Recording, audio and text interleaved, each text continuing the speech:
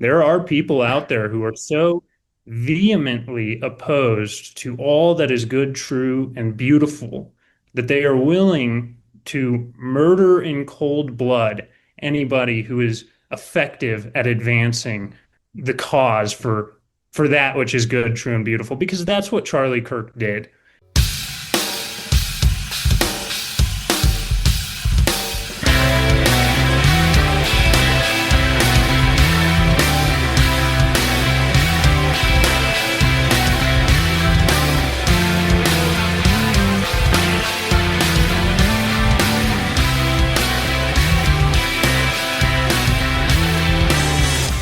Welcome to episode 20 of the Frugal Firearms Podcast, the podcast that's here to help you get the most for your shooting dollar, get the maximum amount of enjoyment for not only your equipment, but your training and everything around the shooting sports industries.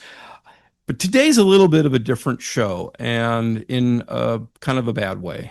Just a few hours ago, President Trump announced the passing of Charlie Kirk, and that's something that's going to be first and foremost in this show.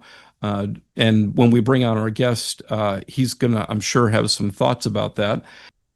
We're going to be bringing on Mr. Huey Laugesen, who is a candidate for the NRA Board of Directors in the next upcoming election. So if you remember, we had a show not that long ago with Amanda Suffolk concerning the just past election where actually she did succeed. So, congratulations to her, and maybe a little pat on the back for us for helping her get there to the small extent that we did.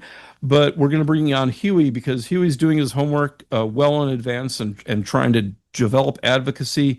But before we talk about him and the unfortunate events of today, Charlie Kirk, I'll bring on my co-host Ken. Ken, bad day, isn't it? It is a bad day, yeah. Charlie Kirk is someone who I've been watching on YouTube. He's the founder of the Turning Point USA. He's got a ton of videos out there. He is sharp and fast, or I say he was sharp and fast, and a deep thinker, and a person who doesn't who never necessarily said, "Oh, just because you have some degree means that you're educated." No. He was a person where you were educated by reading and deep thinking and asking questions. And he loved to go out to college campuses, as he was at the Utah Valley University campus today, which was quite well attended. And very, very sadly, he was shot and killed, which was quite shocking. He leaves behind a wife and a very young family. I think a 3-year-old and a 1-year-old. So it's quite sad. As I said, I've been listening to Charlie for years, and probably 98% of the time I'd agree with him. And there were a couple of times I'm like, well, I would have had a different opinion on that, and I would have loved to have sat down and talked with the guy. And I was actually hoping to have met him someday at one of our get-togethers, whether it be NRA or whether it be Second Amendment Foundation or one of these other ones that we all go to. But yeah, it's a sad day, and I'm very, very sad to hear of his passing. So it's a bit of a damper, but we don't want that to necessarily change our discussion here with Huey and the NRA and maybe the restoration of the NRA as it was back in our day. I mean, Craig and I have been members of the NRA. I think we're endowment members. We've been endowment members for probably 4 decades each. So we've got a lot of experience with NRA, and we know NRA went kind of south for a while, and we're really hoping for a restoration. And what I'm seeing is it is coming back. So I guess with that, Craig, you want to say anything else before we let Huey talk a little bit? Well, I'm going to tee this up for Huey because you kind of touched on it, Ken, with a person like Charlie who would invite, you said you disagree with them, 2% of the time, right? Yeah. That being the case, he would have invited you to the microphone to have that conversation. Mm-hmm. And I know that there's been a lot of, even within the NRA, there's been a lot of strife and disagreements. And I think as a community, and Huey, like I said, I'm teeing this up for you. There are a lot of people within the organization who, if you don't believe 100% exactly what I believe, then I want nothing to do with you. And I think And I've observed this for a long time. The gun community does this to themselves to their own detriment. They don't like the people who are the black rifle people, the dove hunters want nothing to do with them. So you end up with schisms and lack of support. And, if I'm a revolver guy and, you're a semi-auto guy, I mean, I think sometimes it even comes down to things as petty as that. Hmm. And this guy today decided to weirdly tried to end a life of a person who would have invited him right up to the microphone, probably put him first in line. Absolutely. Yep. And so Huey, you are going into an environment as a young man, and I want you to go through a little bit of your bio and your background as you sent to us before we had the show arranged, and tell us why a person like you would jump into an arena that's this caustic and this toxic and expose yourself to this. So the floor is yours, Huey. Thank you, Craig. I really appreciate it. I appreciate you having me on the show today. I am absolutely devastated to have learned of the great Charlie Kirk's assassination earlier today, uh, September 10th. Charlie was a true patriot whose legacy will have a profound positive impact on our culture and our politics for generations to come. And you asked me why I would put myself into this world of politics as a young man. And I'll tell you, Charlie Kirk has been a huge inspiration for me for a long time. Uh, you mentioned too that he wasn't the type to think that you needed to have a fancy college degree or any fancy credentials to be part of the fight and to make an impact. And a fun fact is that I, like Charlie, am a college dropout. Nonetheless, I have gotten into the political fight, very much inspired by Charlie, and I actually was first introduced to Turning Point USA at Pikes Peak Community College when I first enrolled. And they had a table set up there in the foyer, and they had a big sign that says, "Big government sucks." And I thought, oh, well, I thought I was walking onto a college campus. This is a little odd. I didn't expect to see something I agreed with right away. Um, and so I went and talked to the folks at that table, and they were really friendly, really knowledgeable, and just there to have an open dialogue with whoever was willing to talk to them about uh, about what they thought was right. Talking about family values, talking about limited government, all these values that I very much agree with. And after that, I went and looked into Turning Point USA some more, and I really liked what I saw, and I learned about Charlie Kirk and realized he was a very sharp young man, young like I am, and very sharp, very passionate, and really able to energize young conservatives like nobody's business, like I've never seen before. And so I found that really inspiring at the time. Uh, and this was in 2020. So fast forward a few months, COVID happens, and I am in college pursuing a nursing degree and working at a nursing home. And that's when all of these lockdowns happened. That's when they were talking about vaccine mandates for this new vaccine that just came onto the market. And they were talking about mandating it. And there was all of these infringements on our civil liberties that were either being floated as ideas or being executed on the state or national level. And working in the nursing home, pursuing a nursing degree, I watched people die without the opportunity to have their loved ones there with them. And it terrified me what was happening to our country at that time. And I made a decision that I was going to get involved in the fight. And at the same time, I came to the conclusion that nursing wasn't my calling, despite having thought that it was. And so it was really that year that was the turning point for me, that, I realized our civil liberties were just being eroded slowly, and something had to be done about it. And young people like myself had to get in the fight if we want to preserve the freedoms that we've enjoyed for the next generation. And Charlie Kirk was a huge inspiration for me, seeing another young man like me out there already doing that. It really gave me a lot of courage to go down a similar path. So it's a terribly devastating news that we've heard today of Charlie Kirk's assassination. Of all the wonderful things that can be said about Charlie, most importantly, he was a loving husband and father of two young children. And my heart aches so badly. I am also a father of two young children and a husband, and I just cannot even imagine what his wife and two children are going through and are going to be going through for the foreseeable future. It's just absolutely horrific. Well, I will tell you, you're right. You can't imagine it, and nor should you try because you can't get there. The best thing you can do is offer your prayers and try to live by his example and continue to use his name so that his legacy goes on. Before we started the recording, I had brought up, the idea that, well, let's talk about your background a little bit. When you talked about the infringement on civil liberties, were you talking about the state that you're in, or were you talking about on the federal side, or did you mean both?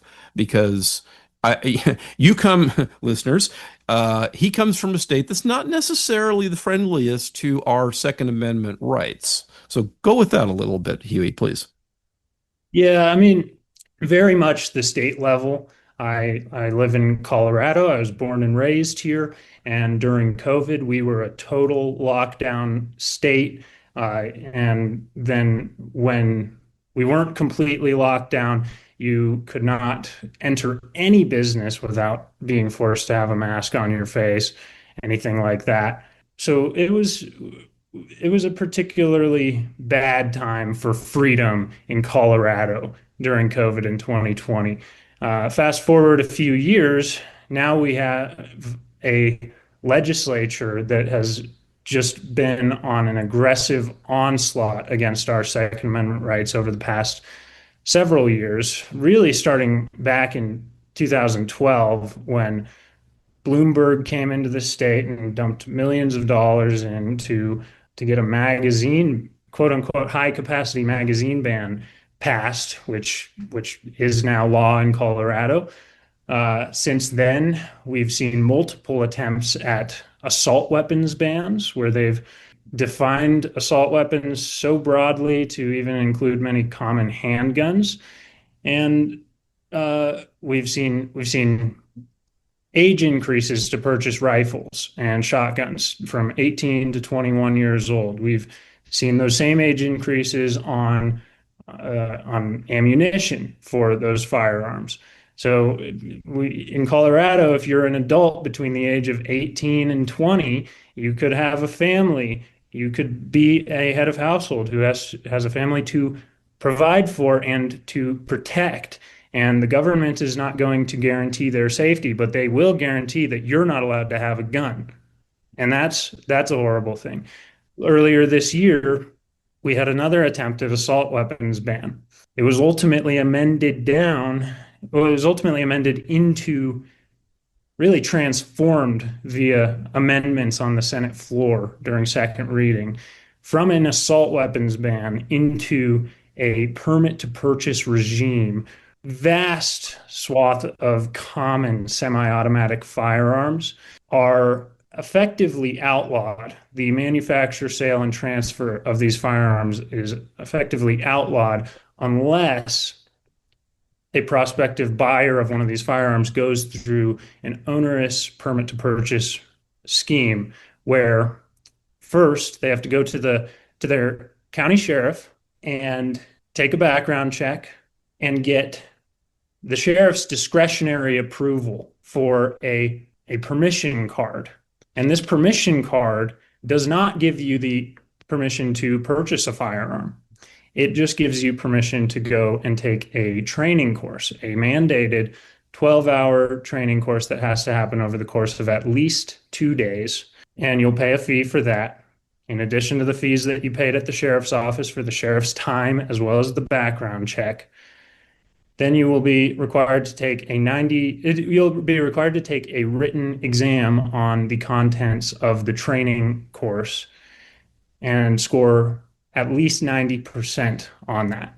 Then the information from your permission card, having completed the training course, so your name and the other requisite information about you will be uploaded to a database of people who are approved to purchase semi-automatic firearms. So not only does it bury your Second Amendment rights under a whole bunch of fees and bureaucratic hurdles, but it also creates a database of people at least interested in purchasing semi-automatic firearms.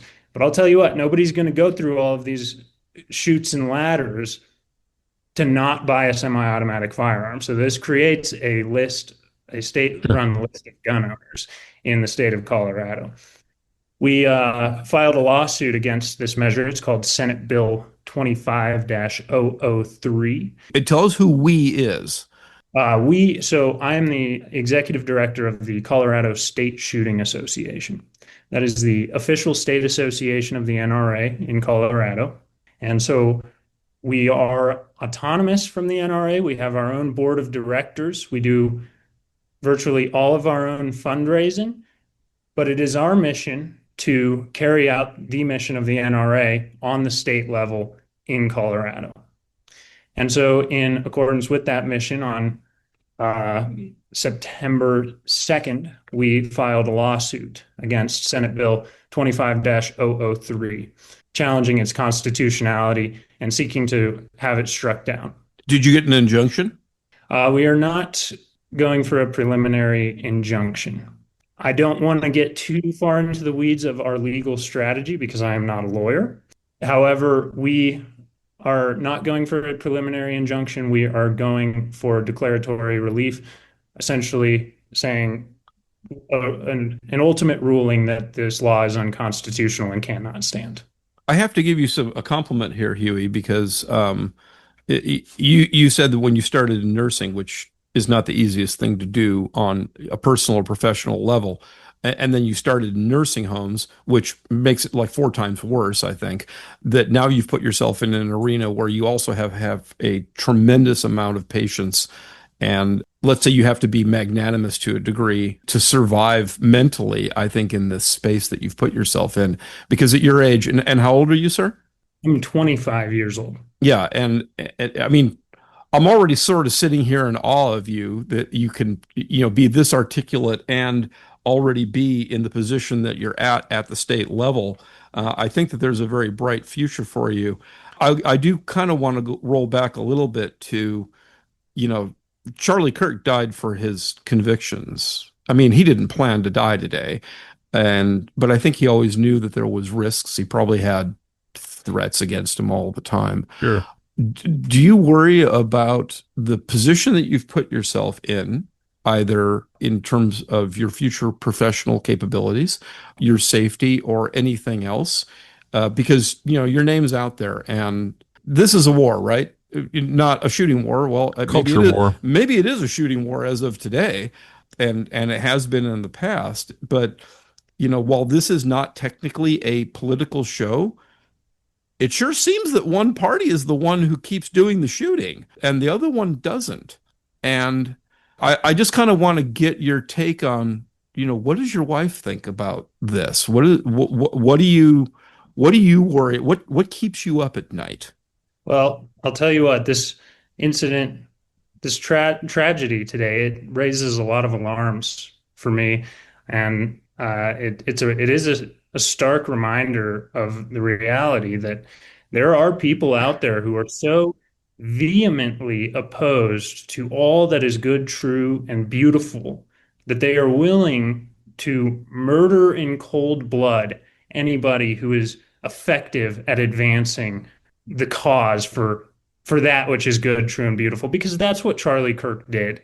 And that's why he was killed. And it really is a stark reminder. So long as I continue trying to do like Charlie and spread and advance the good, true, and beautiful in our culture and in our politics, there could potentially always be a target on my back. And that is not something that I am willing to back down from. I know that Charlie Kirk today, if he could have, he would have stood back up just like President Trump did and said, fight, fight, fight. Hmm. That I'm sure he wasn't. would have if he could have. So his movement will have to do that. We'll have to say it for him. I'll recommend a book to you. Charlton Heston, previous NRA president, wrote a book called In the Arena, and it has a lot about the types of things that you will encounter or suffer through when you put yourself out there, when you're in the arena. And no, we need people to be out there in the arena, um, advocating for the truth, advocating for a restoration of the rights which have been eroded away from us. So yeah, it is a long fight, but one which I actually think the tide has turned in many ways, particularly from a constitutional perspective on the Supreme Court. So I have a lot of hope going forward. So Ken, you kind of brought up something that I think Huey can weigh in on here, because looking at his platform and priorities document, you, Huey, talk a lot about the local issues. And I think that really the NRA, and perhaps for justifiable reasons, but has been largely deficient or absent from the local fight. And that's where, they say that all politics is local. You've heard that term before. That if you can't fix your city council, if you can't fix your school board, if you can't fix, the mayor or something like that, then you're already on the back foot, let alone fighting the state and federal level things. And I think that maybe the ability for people to see with short attention spans what's going on maybe causes them to focus on the national level stuff. But you've made a point of saying that you need the NRA to be more of a local organization, and maybe you can speak to that a little bit as well. Yeah, absolutely. It's true. You get a lot more clickbaity headlines about what's going on in national politics. And of course, from the NRA's perspective, there's a much larger audience for national issues than there is for state and local level issues. And they have a national responsibility to all 50 states of the United States of America and defending the gun rights of those people who live in those states. And that being said, the major damage to Second Amendment rights is pretty much all done at the local or state level. You saw Obama tried to get some serious gun control legislation, wanted to, hardly got anything through, if anything at all. Joe Biden hardly achieved anything close to what his ambitions were in mhm. terms of restricting Second Amendment rights on the federal level. But here in my own state of Colorado, as of August 1st of next year, I'm no longer allowed to go purchase an AR-15 unless I go through all of these bureaucratic chutes and ladders and pay a bunch of fees and commit a bunch of time that I could be spending earning a living for my family. And that is some incredible damage to my Second Amendment rights and every other Coloradan Second Amendment rights. And I know Colorado is not the only state where there is serious damage being done to their Second Amendment rights legislatively. There are some seriously bad gun bills that are getting through on the state level in several states across the country. And for people who may be listening to our podcast who are, well, what's wrong with having to go down and take a class before you can do that, or apply for a permit to go and buy something? Can you imagine doing that with any other right? So if you're a religious person and you want to go down and buy yourself a copy of the Bible, or you want a Torah, or whatever it might be, a Quran or whatever, and go, well, you first have to go and see see the sheriff, and you have to be interviewed to see whether you're allowed to do that. And if so, then, you have to go through these things, pay money, go to a class. Or if you want to go out and for example, tell the government or ask the government, your grievances, for example, freedom of speech. Want to go out there? Oh, well, first you have to go to a class. You have to go and talk to the sheriff, make sure you know what you're doing. any other right that is enumerated in the Bill of Rights, people would say, obviously you can't do that. But there seems to be a bit of a blind spot for people who are not necessarily in the gun um, shooting sports or whatever. That it's like, oh well, I guess it's okay that you got to be 21 years old to buy a gun, or you got to you've got to go down and do all of this rigmarole, and they don't realize what an infringement that is, and because the Second Amendment is not a second class right, it is as important, if not really more important, than many other rights that are enumerated in the original 10 Bill of Rights. It was basically signed into law in 1791. It's true. The American public would have no tolerance for a permitting regime like this for any other of the fundamental rights that are enshrined in the Bill of Rights and are ultimately given to us by God. That just absolutely would not be the case. And a right delayed is a right denied. Hmm. It's that is true. And this permit to purchase regime is going to create still unknown wait times for people who want to purchase firearms. And there's a lot of moving pieces there. There are a lot of bureaucrats who are involved in the approval of each person, and it could go on for months, especially if there's a long line to get these through. So you just, the government is telling you you can purchase you can basically purchase your Second Amendment rights back at some point in the future when we can get around to making that transaction with you. So it's clearly unconstitutional.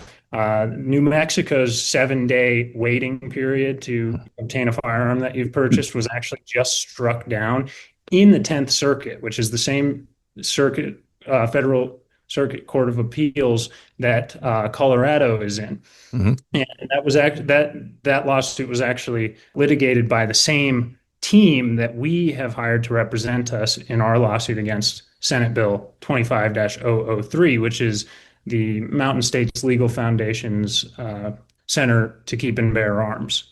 So Charlie Kirk's assassin was, I am guessing, a product of bad parenting, a product of a set of, let's say, an abdication of values, because a person with values wouldn't have done that.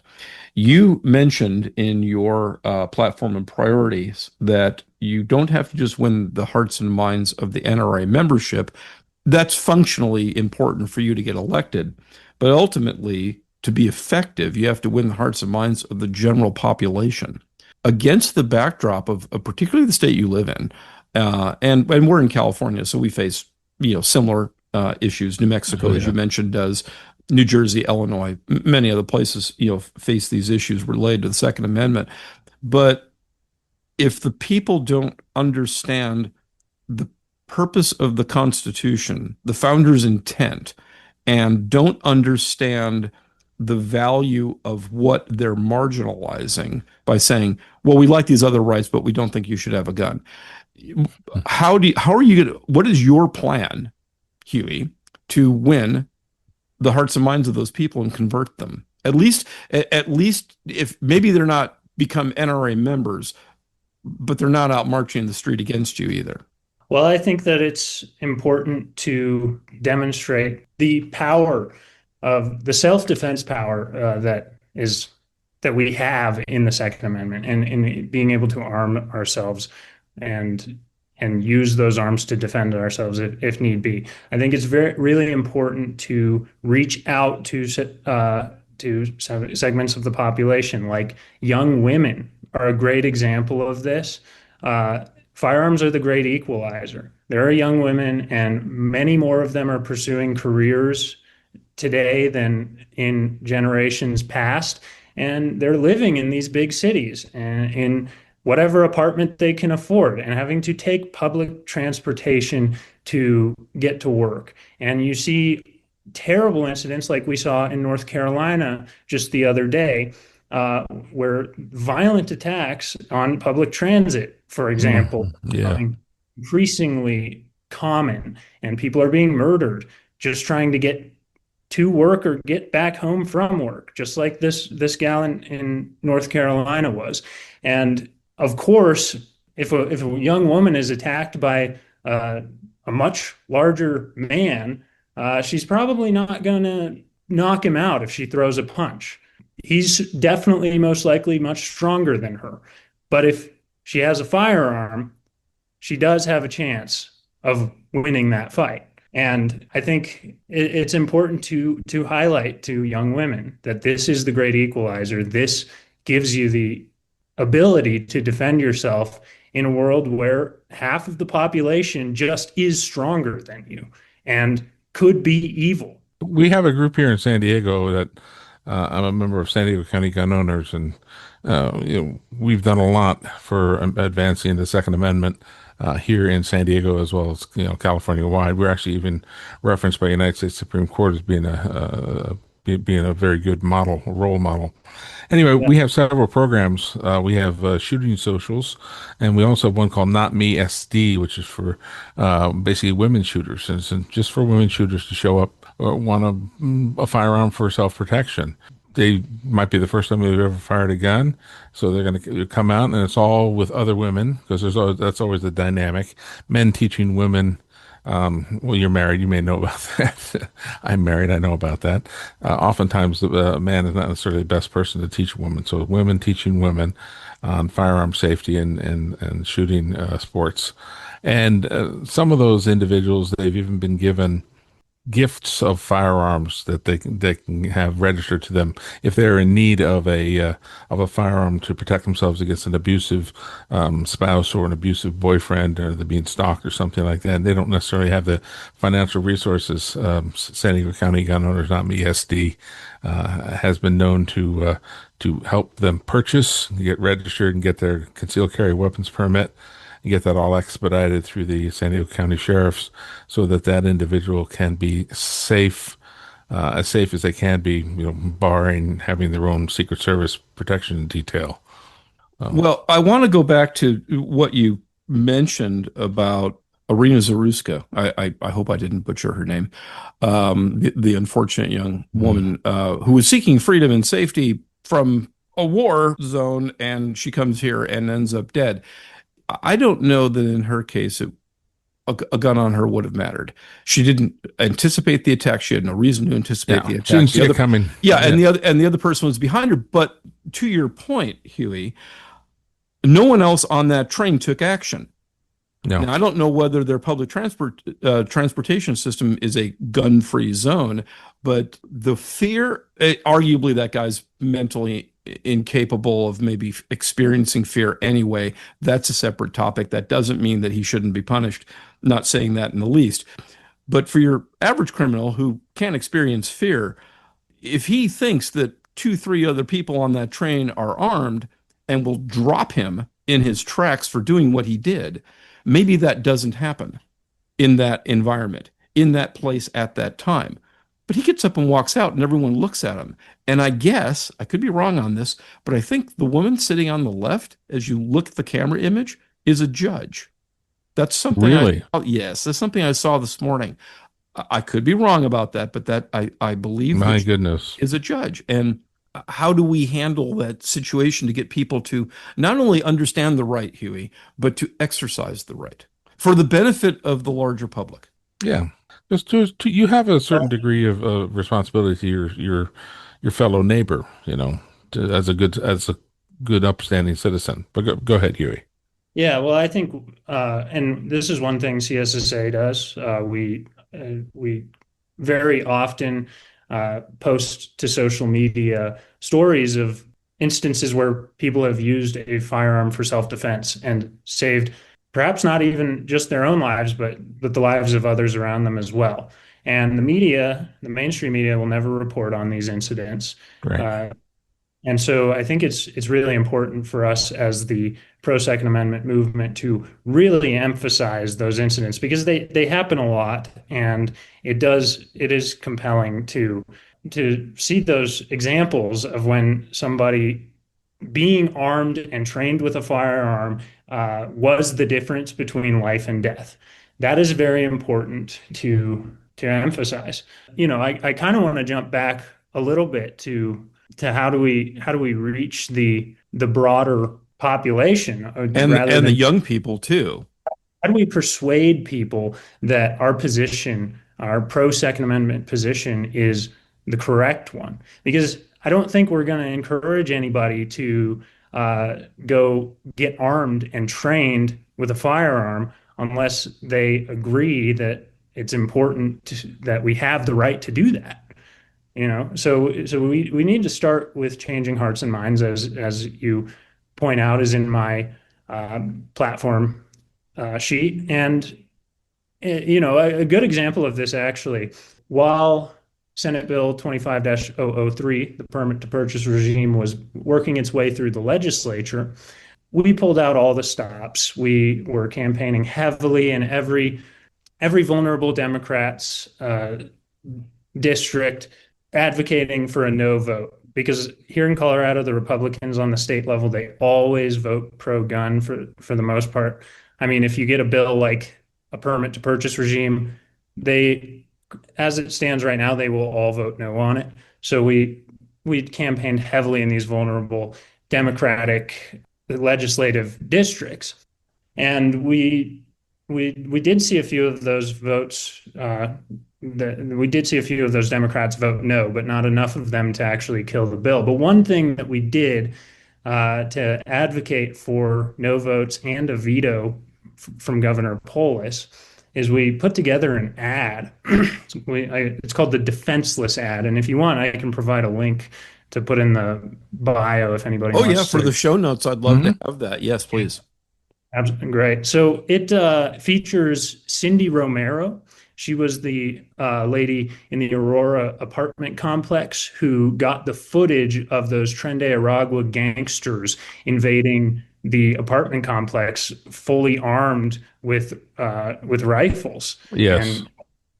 And so that was her footage. And she is a low income Latina, and those were low income apartments in Aurora. That demographic, low income folks who live in low income areas in cities like Aurora, Colorado, are most vulnerable to being victims of violent crime because the crime rates in the areas they can afford to live are just much, much higher. And Cindy Romero and her husband, they are gun owners. And so we put together an ad featuring Cindy Romero giving testimony to the fact that she can honestly say if she did not have the means to defend herself, she likely would not have survived the rather calamitous situation that she actually went through for months with the Tren de Aragua in her apartment complex. Wow. And so I think, is a great example of the kind of a strategy to change hearts and minds of the broader population. Because, the left, they love to demonize your typical NRA member who's kind of redneck, has 20 or more guns, and is just a gun-toting right-winger. And I of course have nothing wrong with those people. I think those people are great, but the left has really demonized those people, and they, to be honest, to the general public, are less sympathetic than somebody like Cindy Romero, who is a low-income Latina who was victimized by Tren de Aragua gangsters and terrorized by them. Right. I mean, to take it back to the NRA. So you're wanting to get onto the NRA. I mean, Craig and I have been. I remember speaking with Harlan Carter, which you'd probably have to look up. He was like the NRA president back in the 70s or something like that. And this is when I remember going to NRA conventions and speaking with him directly one-on-one, and been to many of the conventions over the years. And I've always been kind of saddened by the fact that, NRA is a massive organization with millions of members, yet oftentimes they're not on the forefront of the litigation that's happening across the United States. And I think that's starting to change now that Wayne LaPierre has left, and we're sweeping house. But I mean, NRA, I really want to be back there I want to see them, back on the front lines, the same way the Second Amendment Foundation is, and many of the other gun rights organizations that are out there, fighting the good fight. And I'd love to see national reciprocity, for example. All of these things, which I think would help with not only in changing the culture, but in making people feel safe about as a gun owner, my rights should not end at the state line. If I cross the state line, just because cross the state line, I don't lose my right to freedom of speech or to practice a religion of my choice or to anything else. But boy, you can pass the state line, and all of a sudden, you went from being a law-abiding, upstanding citizen to a felon.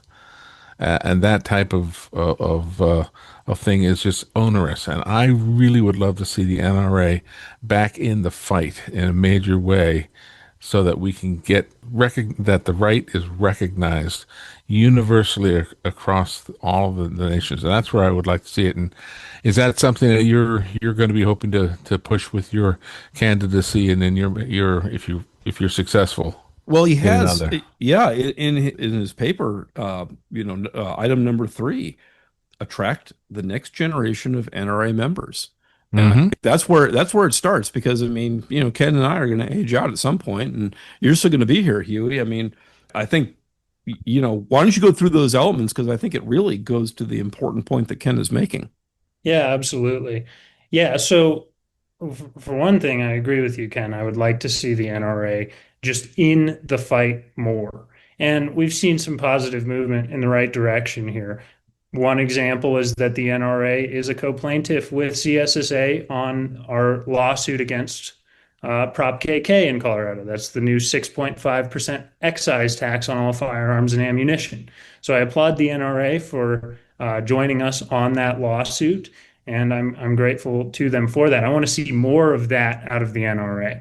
I want to see NRA state lobbyists at the Capitol more often. I want action. I want them to file lawsuits. I want them to organize testimony in the legislatures across our country. I want them running public pressure campaigns, whether those are petitions or anything like that, to perhaps compel politicians to do the right thing if they need to be compelled to do that. I would like to see more action, and I do think that we are moving in the right direction there. But even still, when the NRA is fighting, even at the state or local level, where for gun owners, that's where it matters most because that's where they're most directly affected. I think they need to have a better job at communicating those wins. They need to do a better job at that because I don't know if you guys knew about the NRA being on that lawsuit against Colorado's excise tax, but Oh, we many got people enough don't. problems in California, dude. We don't. Yeah. We're always worried about what's going on here. But I mean, how do you articulate this problem and make it actionable for young people? I mean, you're young, you don't need any convincing, but you got a whole generation of people who didn't grow up shooting, a Daisy Red Ryder in the backyard, so don't necessarily have that culture. How you have some of these items listed here, how are you going to fix that for getting young people attracted? And let me give you a little example here too. I know the demographic of our audience, it's older people like me. The penetration that we have into the younger market for this podcast is pretty scant. And that bothers me because I haven't cracked the nut yet on how to get the young people to listen. I'll tell you that when it comes to young gun owners who are already sold on the Second Amendment, they want to see more aggressive action from the NRA, just like I want to see more aggressive action from the NRA. And they want the NRA to take an uncompromising position on the Second Amendment. And then, for the general public, for the general population of young people, they really need a strong marketing plan and they need a better social media presence. PragerU is a great example of an organization that has changed the hearts and minds of millions of young people around the world. All kinds of these short 5-minute videos uh, explaining conservative principles, just American values. Like I said, the good, the true, and the beautiful, because that's my political ideology. I believe in the good, the true, and the beautiful. And what I see PragerU doing is making these short 5-minute videos that are easily digestible, easy to understand, entertaining, and edifying. So you're getting valuable information from it that you can actually understand, and you're having a good time doing it. And that approach has been extremely successful for PragerU's mission of changing hearts and minds. And I think that it could be equally successful for the NRA. They need to use memes. The memes are the language of social media and therefore Gen Z. So it's going to be a combination of content that is a combination of informational, persuasive, and entertaining. But the entertaining part is the most important part. I mean, that's the operative word in this context is the entertaining part because my generation have very short attention spans. We have the shortest attention spans in history. So you really have to get our attention within the first second of something that you put out there if you want us to pay attention to it. And memes are very good at doing that.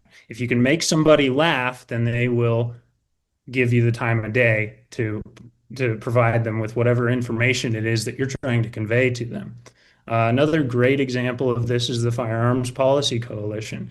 They are putting out, as some in my generation would say, fire memes on the daily, and it has generated this energy around them, especially with younger gun owners, that I've not seen any other pro-Second Amendment organization achieve in my lifetime. Yeah, they say that FPC is I think the organization that you call when you absolutely positively need to sue somebody, because they're extremely aggressive and they're very proud of their aggression in that regard as well. But right now, the composition of the NRA board doesn't support carrying the message the way you see that it's necessary, right? I mean, it's a bunch of old guys or a bunch of old women who, no disrespect to Amanda, who we had on our previous episode, but at the same time, maybe they don't understand or appreciate because they didn't grow up with the tools that you're talking about. Do you think you can wrap people into that coalition and bring them on board and get them to articulate that? And by the way, this all revolves around money. And as Frugal Firearms, right? The basis for the show, and we mentioned it up front, is what do I spend my money on? Where do I get the best value? And maybe you could touch on just for a second why young people would want to take their money, which they may not have very much of it saved, and join and get on the board, or not get on the board, but just get on the membership rolls at whatever level. What's the value in it for them? Well, I'd say that there's a lack of value in it for them right now as the NRA stands. And that's a major reason why we have this problem of young people are not joining the NRA. And that's because the NRA has not provided value to young people. And that's a lot of what I'm talking about with the social media presence and getting content out there regularly that entertains them, grabs their attention, because you're providing the value then up front. And then you can pitch them on even greater value if they become a member. Exclusive content available only in, say, a members exclusive digital app that's on their phone, where they spend so much of their time. And if they are already gun owners, perhaps that means access to discounts at their local gun stores or gun ranges, opportunities for training for young women, for example, or anything like that. Mm-hmm. I think really focusing in on examples like that of ways that you can provide value to young people up front to attract them, and then provide even greater value should they become a member of the NRA. The TikTok generation. That's right. That's exactly right. Yeah, we need to be thinking in terms of TikTok. That's how TikTok operates. You scroll through it, you pull it up, there's a video, you scroll down, it goes to the next video and the next video and the next video and the next video. And to be honest with you, I don't spend a ton of my own time on TikTok, but my Right. wife spends a lot of time on TikTok, and I watch her, and she basically just scrolls right past 98% of the videos Right. that she sees while she's scrolling. And it's always something that either is entertaining or funny or especially edifying right up front in that first second of the video that she'll actually give it a chance. Or anybody else that I've seen scrolling through TikTok that's of my generation. It's that sort of thing. I That think, that is a challenge, particularly for, I mean, I hate to say it, someone of my age, thinking back on it, Well, you're you know, old, Ken. you're not that old. I might be the oldest on this conversation, but you and I, Craig, differ by what, a year at most? Hey, that's a bit Uh, important. That's a big year right there, a son. big year. Yeah, yeah, yeah. So, anyway, the memes, yeah, I've got to look at that. Got to think about that and how best to do that. yeah, memes are extremely important. I mean, I know it might sound silly, but it really is the language of social media. If you can do memes, you can attract people to your organization via social media, especially young people. And if you can't, then you're just going to be outperformed by organizations that have picked up on that. I imagine that there's probably a fairly well-developed youth-led anti-2A, or maybe a number of groups that are probably more effective at this because they're just on average younger and are probably better at this stuff, at marketing the, stop the violence or something like that. I mean, they're going to, even people who are politically opposed to Charlie Kirk are probably going to latch onto this and say, well, if that guy hadn't had access to whatever gun it turns out he used, then we wouldn't have this problem. And Yeah. it's too simplistic, obviously. Something that feeds back into itself, what you're pointing out here with the anti-gun organizations or similar organizations. We all know that liberalism is attractive to young people who think more with their hearts than with their prefrontal cortex. You And said it, so not me. well, it's true, and we know this, which means that you get an anti-gun organization, uh, the chances of that being run by young people is much higher than a pro-gun organization being run by young people, and therefore they're going to know how to speak to the young people better than the pro-Second Amendment organization will. And then yeah, that's a real disadvantage for us. And so we absolutely have to combat that. We have to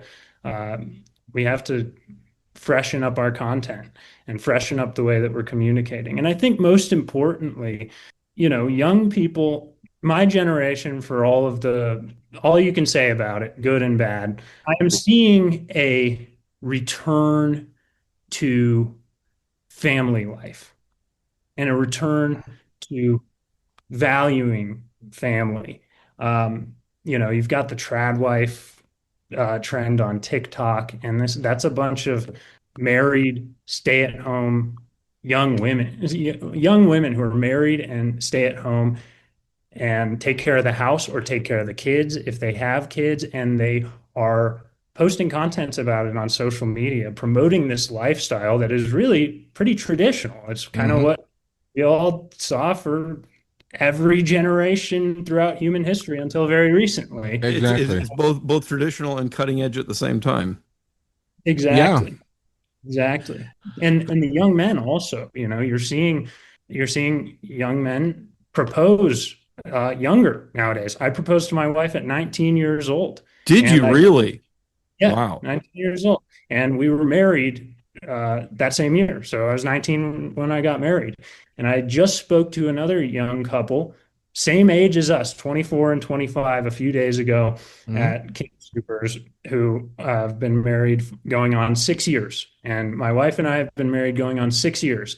And I've got other friends in my circle who also got married very young. So you're also seeing a return to get into doing marriage and doing family first, Hmm. uh, instead of this, go. start your career. Then maybe when you're 35, you can think about settling down and having kids. No, no. My generation is returning to marriage and family life much earlier now.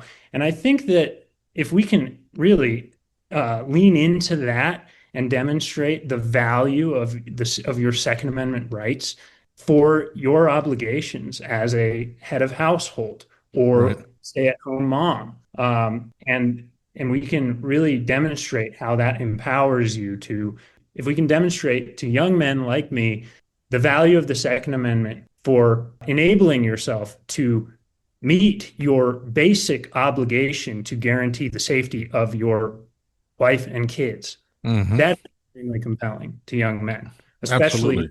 I valuing agree. family. That is a great point. That is a great point. Absolutely. So how do people, it's months away from the next election, quite a distance away. How do we help you? What do you want? What best suits getting Huey in the position that you want to be in order to affect the biggest change in the shortest period of time? Well, right now, I need to collect the requisite signatures to get my name on the ballot for 2026. How many is So that? 363 this year. Okay. I'm well on my way there, but definitely need some more signatures. And I would like to finish well over that mark of 363 to make sure that I do get my name onto the ballot. So I'll provide you with a link to sign my electronic petition, and if Okay. you in the description, and encourage your listeners to sign, that would be really helpful. Absolutely. Is it now, do they have to be NRA members? I think they do, don't they? Yes, they have to be voting NRA members. And a voting Okay. NRA member is somebody who is either a life member, or if not a life member, they have been a member in good standing with no lapses for at least 5 years. Okay. So that's an important point because a lot of people might, you know, go to the voting booth without proper ID, basically, and cast a vote that really doesn't count for anything. Um, do you have any a website or something like that that you would like to talk about right now, or any other social media presence that we should alert people to? Yeah, so you can follow me on Twitter. It's just my first and last name, no spaces, no underscores or anything like that, at Huey Laugesen. How about you spell that for people because Laugesen is not necessarily it's not the most obvious spelling. Yes, yes. So first name is Huey, Huey. Last name Laugesen, Laugesen. So you can follow me on Twitter. I welcome that. You can also follow CSSA. That's the State Association of the NRA in Colorado, the organization which I'm the executive director of. And the Twitter handle is CSSA 1926. You can also go to cssa.org. That's our website. And you can sign up for our mailing list there too if you want to get regular updates about what we're doing here in Colorado. We keep our supporters very in the loop of what we're doing on a constant basis. And they really value that information that we give them on a regular basis. And if anybody else wants to see what CSSA is doing for gun rights in Colorado, which is the new testing ground for all of Bloomberg's wildest dreams, then go on to cssa.org and hit add me to your mailing list in the upper left-hand corner. We'll do that. Are there other young people like yourself that are also looking at board positions in the next election that we should also be aware of? Um, I'm not aware of any that are running, any other people of my generation that are young or that are running right now. That's not to say that there aren't, but I don't know of any. I do know that Knox Williams, the president of the American Suppressor Association, was elected this year in 2025 as the youngest board member ever elected to the NRA. I'm not exactly sure how old he is. I think he's in his 30s, but he's definitely older than me. And I serve on the NRA membership committee, and so I was out at a membership committee meeting last week, and and I introduced myself to him and told him I'm coming for your title of ever elected. and asked him to sign my petition. And I was pleased to see that he was willing to sign my petition and support my bid to supplant his title. So Very good. Outstanding. You got any funny anecdotal, little closers for us before we finish out tonight? I don't know if I've got anything funny. I'll just end with a right delayed is a right denied. And what we're seeing across the country are all various forms of delaying people's Second Amendment rights. This permit to purchase scheme is on the heels of other similar measures being passed in other anti-gun states. We're seeing waiting periods are becoming increasingly popular in the blue states, and we're also seeing a lot of age increases that prohibit adults between the ages of 18 and 20 from their Second Amendment rights, despite the Right. fact that they can have families that they have to provide for and protect, or they could even be potentially drafted to go to war for our country, but they can't carry their firearms. They have to wait a few more years because it's just this progression. They want to put it off, put it off, put it off, put off your rights as long as possible because they do want to deny you your Second Amendment rights. And a right delayed is a right denied. Or right with a price tag on it. Exactly. Yeah, Exactly right. Yeah. exactly. I mean, here for CCWs in San Diego, it's probably what, $750 or $800 for your initial one, and three to $500 every time, every 2 years. Well, that's the aggregated cost, yeah, by the time you pay for the training and Yeah. things like that. So it's really, I mean, it sounds like Colorado's situation might be in some ways worse than California, if you can imagine that. Yeah. But all of it's wrong. All of it's wrong. All So, of it's wrong. yeah. Completely agree. All right, Huey.